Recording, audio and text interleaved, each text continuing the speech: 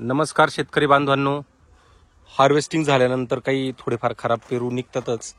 जे काही एकदम थोडेसे जे खराब पेरू आहे किंवा बरेचसे शेतकरी मी बघत असतो ते कुठेतरी बाहेर फेकून देता किंवा हे करता.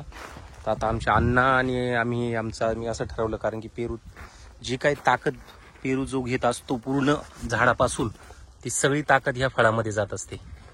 आणि ती फळात गेलेली ताकद जी आहे ती इकडे तिकडे फेकून देऊन बाहेरही दुर्गंधी करण्यापेक्षा आम्ही या दोन झाडांच्या मध्ये बरोबर असे चर खणून घेतला आणि पद्धतशीरपणे हे सगळे इथं पुरून टाकलेत सगळे. म्हणजे एकदम चांगलं खत असं होईल, म्हणजे थोडंही वाया जायचा विषय नाही आणि एकदम उत्कृष्ट असं ते खत तयार होतं.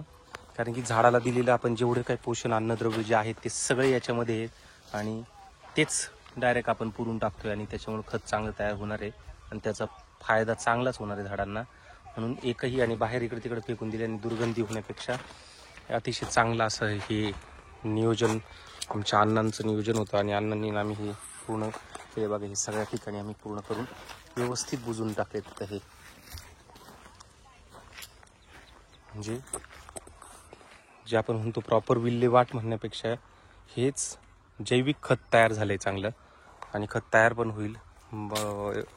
चांगल्या क्वालिटीचं खत एकदा झाडांना मिळाल्यावर त्यातल्या त्यात झाडांचा पाला असेल किंवा काही असेल, तो पाला पण मी तुम्हाला सांगितलं होतं मागे पण छाटणी केल्यानंतर आपल्या ह्या बागाची हार्वेस्टिंग चालू होती. छाटणी केल्यानंतरचे जे काही फांद्या वगैरे ज्या असतील त्यात जमा करून त्या जाळण्यापेक्षा ते रोटर करून आणि तो पूर्ण झाडाला भर टाकायची, म्हणजे तो पूर्ण सेंद्रिय खत तयार होतं, ते हिरवं सेंद्रिय खत. आणि त्याचाच एक पुढचा म्हणून आता काही खराब झालेले ते याला आपल्याला पर्याय नसतो. थोडेफार जे काही खराब निघाले होते आमचे त्या पूर्ण खराब याच्यात, म्हणजे जास्त काही नव्हते, थोडेफार जे होते ते आपण इथंच त्याचं नियोजन असं केलेलं आहे. चालेल, छोटी गोष्ट होती पण सांगणं महत्त्वाचं होतं म्हणून मी तुम्हाला सांगितलं. धन्यवाद. काळजी घ्या सगळ्यांनी.